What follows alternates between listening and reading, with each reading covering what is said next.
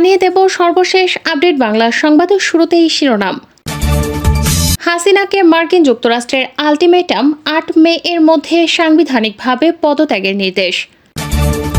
পার্বত্য অঞ্চল ভারতের কাছে বিক্রি করে গোপনে দেশ ছেড়ে পালাচ্ছে প্রধানমন্ত্রী, এ বিষয়ে থাকছে বিস্তারিত প্রতিবেদন। এতক্ষণ শুনছিলেন সংবাদ শিরোনাম, এখন থাকছে বিস্তারিত। ক্ষমতাসীন আওয়ামী লীগ সরকারকে কোনো এক অনিশ্চিত শর্তে বলা হয়েছে যুক্তরাষ্ট্রের একজন সিনিয়র কর্মকর্তা, যিনি সম্প্রতি ঢাকা সফর করেছেন, যে শেখ হাসিনা সরকার ক্ষমতা থেকে সরে দাঁড়ানোর কথা বিবেচনা করতে পারে এবং ৮ মে এর মধ্যে জাতীয় সংসদের স্পিকারের কাছে দায়িত্ব হস্তান্তর করতে পারে।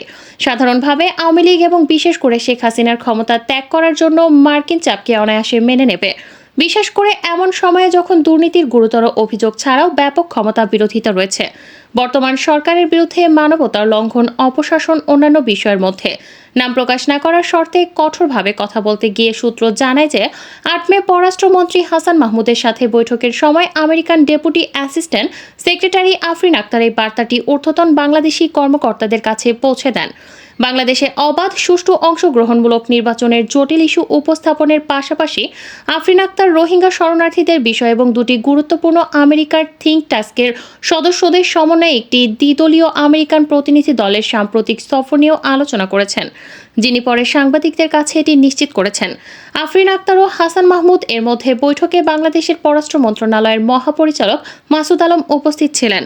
বাংলাদেশের পররাষ্ট্র সচিব তীব্র প্রতিক্রিয়া জানিয়ে বলেছিলেন যে বাংলাদেশের অভ্যন্তরীণ বিষয়ে অপ্রয়োজনীয় বিদেশি হস্তক্ষেপ আপত্তি করে। সূত্রগুলো জানিয়েছে যে শেখ হাসিনার সামনে আফরিন আক্তার দুটি বিকল্প রেখেছিলেন। প্রথম বিকল্পের অংশ হিসেবে শেখ হাসিনার সরকার পদত্যাগ করতে পারে এবং রাষ্ট্রপতি মোহাম্মদ শাহাবুদ্দিনের কাছে দায়িত্ব হস্তান্তর করতে পারে। মার্কিন কর্মকর্তা হাসান মাহমুদের সামনে উপস্থাপন করেন বর্তমান সংসদ ভেঙে দিয়ে একটি সত্যিকারের অবাধ, সুষ্ঠু ও অংশগ্রহণমূলক এবং অন্তর্ভুক্তিমূলক নির্বাচনের পথ প্রশস্ত করার আগেই ৮ মে এর মধ্যে বর্তমান আওয়ামী লীগ সরকারের স্পিকার শিরীন শারমিন চৌধুরীর কাছে ক্ষমতা হস্তান্তরের সুপারিশ করেন। বাংলাদেশি নেতৃত্বের সামনে উপস্থাপিত দুটি বিকল্পের ভিত্তি ছিল যে উভয় সংবিধানের কাঠামোর মধ্যে এবং সরকার দ্বারা কাজ করা বিবেচনা করা যেতে পারে। বাংলাদেশের সংবিধানের ৪র্থ খণ্ডের ২য় অধ্যায়ে বলা হয়েছে, প্রধানমন্ত্রী পদ শূন্য হয়ে যাবে যদি তিনি রাষ্ট্রপতির হাতে পদত্যাগপত্র জমা দিয়ে যে কোনো সময় পদ থেকে পদত্যাগ করেন, অথবা যদি তিনি সংসদ সদস্য হওয়া বন্ধ করেন। ২, প্রধানমন্ত্রী সংসদের সংখ্যাগরিষ্ঠ সদস্যদের সমর্থন ধরে রাখা বন্ধ করে দিলে তিনি হয় তার পদ থেকে পদত্যাগ করবেন বা সংসদ ভেঙে দেওয়ার জন্য রাষ্ট্রপতিকে লিখিতভাবে পরামর্শ দেবেন, এবং যদি তিনি সন্তুষ্ট হন তবে রাষ্ট্রপতি তা করবেন। যে সংসদে অন্য কোনো সংসদ সদস্যের সংখ্যাগরিষ্ঠ সদস্যদের সমর্থনে আদেশ দেন না, সেই অনুযায়ী সংসদ ভেঙে দেন। এছাড়া সংবিধানের অনুচ্ছেদে বলা হয়েছে যে রাষ্ট্রপতি যদি তার পদের শূন্যতা দেখা দেবে, রাষ্ট্রপতি যদি তার অনুপস্থিতি, অসুস্থতা বা অন্য যে কোনো কারণে তারা অফিসের কার্যভার সম্পাদন করতে অক্ষম হন, তবে স্পিকার সেই কাজগুলি সম্পাদন করবেন যতক্ষণ না একজন রাষ্ট্রপতি নির্বাচিত হন বা যতক্ষণ না রাষ্ট্রপতি তার অফিসে কার্যভার গ্রহণ করেন। যেমনটি হতে পারে, গুরুত্বপূর্ণভাবে মার্কিন কর্মকর্তারা ইঙ্গিত দেওয়া হয়েছিল যে দুটি বিকল্প মেনে চলতে ব্যর্থ হলে তবে পছন্দের ভাবে দ্বিতীয়টি প্রভাবশালী ব্যবসায়ী এবং রাজনৈতিক নেতা সহ বাংলাদেশি ব্যক্তিদের বিরুদ্ধে একের পর এক শক্তিশালী অর্থনৈতিক নিষেধাজ্ঞার দ্বারা অনুসরণ করা হবে। ক্ষমতাসীন আওয়ামী লীগ মার্কিন আলটিমেটাম উপেক্ষা করার ক্ষেত্রে একটি সূত্র যেমন দুটি বিকল্পের বর্ণনা দিয়েছে, আমেরিকা কর্তৃপক্ষ ঢাকায় তাদের কথোপকথনকারীদের বলেছে যে আইনের যথাযথ প্রক্রিয়াগুলো উচ্চ মূল্যের বিরুদ্ধে অনুসরণ করবে বলে জানা যায়। ওই দেশে বসবাসকারী বাংলাদেশি ব্যক্তি নরফিক্স নিউজের সাথে কথা বলার সময় বাংলাদেশের অন্যতম প্রধান সাংবিধানিক বিশেষজ্ঞ শাহদিন মালিক বলেছেন যে পরিস্থিতি রাজনৈতিক অনাথায় নতুন নির্বাচন না হওয়া পর্যন্ত প্রধানমন্ত্রীকে রাষ্ট্রপতির সংসদ ভেঙে দেওয়ার পরামর্শ দিতে হবে। রাষ্ট্রপতি মন্ত্রিসভায় চালিয়ে যেতে বলবেন এবং রাষ্ট্রপতি যদিও অপ্রস্তুত হন, যে কারণেই হোক না কেন, স্পিকার তার দায়িত্ব পালন করবেন। সংবিধানের 15তম সংশোধনীতে প্রচুর ত্রুটি রয়েছে বলে সম্মত হয়ে মালিক বলেছিলেন যে যদি তিনি পদত্যাগের দাবিতে রাজি হন তবে এটি তার জন্য রাজনৈতিকভাবে আত্মঘাতী হবে। মালিক উপসংহারে এসেছিলেন যে শেখ হাসিনা এ ধরনের পদক্ষেপগুলো অস্বীকার করবেন এবং তিনি আশঙ্কা করছেন যে শাসন ব্যবস্থা দমনমূলক হবে। সাংবাদিক ইলিয়াস বলেন, অভিযানে দেখানো হচ্ছে একজন মুসলিম শিক্ষিত যুবক পাহাড়ে যায়, শুধু যায় না শব্দটি ব্যবহার করা হয়েছে হিজরত করেছে।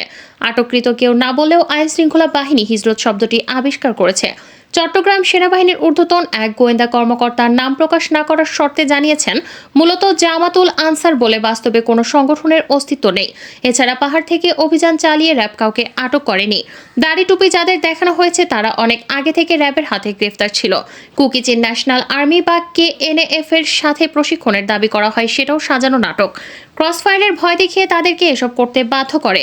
র্যাব নিজেও ভিডিও ধারণ করে সোশ্যাল মিডিয়ায় ছড়িয়ে দিয়েছে।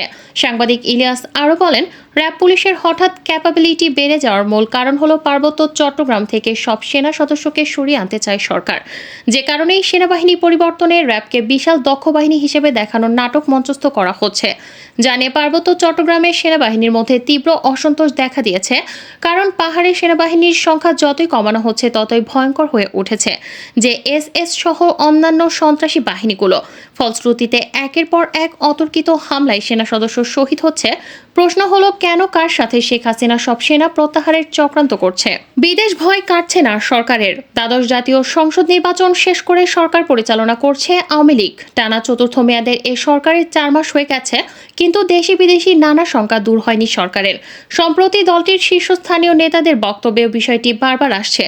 কোনো সূত্রের বরাত না দিয়ে এই রিপোর্টে বলা হয়েছে, যুক্তরাষ্ট্রকে এখনও সন্দেহের চোখে দেখছে আওয়ামী লীগ সভাপতি ও প্রধানমন্ত্রী শেখ হাসিনার নেতৃত্বাধীন সরকার। সরকারি দলের নীতি নির্ধারণী পর্যায়ের একাধিক নেতা দেশ রূপান্তরকে বলেন, যুক্তরাষ্ট্রের অবস্থান এখনও পরিবর্তন করতে পারেনি ক্ষমতাসীনরা। যুক্তরাষ্ট্র এখনও নানা রকম সুযোগ খোঁজার অপেক্ষায় আছে বলে মনে করেন সরকার দলের এই নেতারা। তারা বলছেন, শ্রম আইন সংশোধন, অর্থনৈতিক অঞ্চলগুলোতে ট্রেড ইউনিয়ন চালু করার চাপ সহ কূটনৈতিক নানা দিক থেকে সরকারকে চাপে ফেলার সুযোগ খুঁজছে যুক্তরাষ্ট্র। ইরান যখন গত এপ্রিলের মাঝামাঝিতে ইসরায়েল লক্ষ্য করে 300-র বেশি মিসাইল ও ড্রোন হামলা করে, তখন নতুন করে ইরানের তেল রপ্তানির ওপর কঠোর নিষেধাজ্ঞার বিষয়টি আলোচনায় আসে আবার, যে তেলের ওপর নির্ভর করে আছে দেশটির অর্থনীতি। ইরানের বিপক্ষে নানা পদক্ষেপ নেবার পরও 2024 সালের প্রথম 4 মাসে তাদের তেল রপ্তানি 6 বছরের মধ্যে সর্বোচ্চ মাত্রায় পৌঁছায়। ইরানের কাস্টম প্রধানের হিসেবে, যার পরিমাণ $35.8 বিলিয়ন। কিন্তু ইরান কিভাবে তাদের তেল রপ্তানির ওপর নিষেধাজ্ঞা এড়িয়ে যেতে পারছে? এর উত্তর লুকিয়ে আছে তাদের সবচেয়ে বড় ক্রেতা চীনের বাণিজ্য কৌশলের ওপর। ইরানের মোট তেল রপ্তানির 80% যায় চীনে। US হাউস ফিনান্সিয়াল সার্ভিস কমিটির এক প্রতিবেদন অনুযায়ী প্রতিদিন ইরান প্রায় 1.5 মিলিয়ন ব্যারেল তেল চীনের রপ্তানি করে থাকে। বাংলাদেশের কওমি মাদ্রাসা ভিত্তিক সংগঠন হেফাজতে ইসলামের সাবেক যুগ্ম মহাসচিব মামুনুল হক গ্রেফতার হওয়ার 3 বছরেরও বেশি সময় পর জামিনে কারাগার থেকে মুক্তি পেয়েছেন। এ সময় নেতাকর্মীদের উদ্দেশ্যে দেয়া বক্তব্যে মামুনুল হক বলেন, 2021 সালে আলেমদের নিয়ে যে ষড়যন্ত্র ও চক্রান্ত করা হয়েছে তার মুক্তির মধ্য দিয়ে সেই অধ্যায়ের প্রাথমিক পরিসমাপ্তি ঘটেছে। অন্যায়ভাবে আমাদেরকে কারারুদ্ধ করা হয়েছে। যখন ন্যূনতম প্রতিবাদটুকু করতে গিয়েছি তখন আমাদের কারারুদ্ধ করা হয়েছে, বলেন তিনি।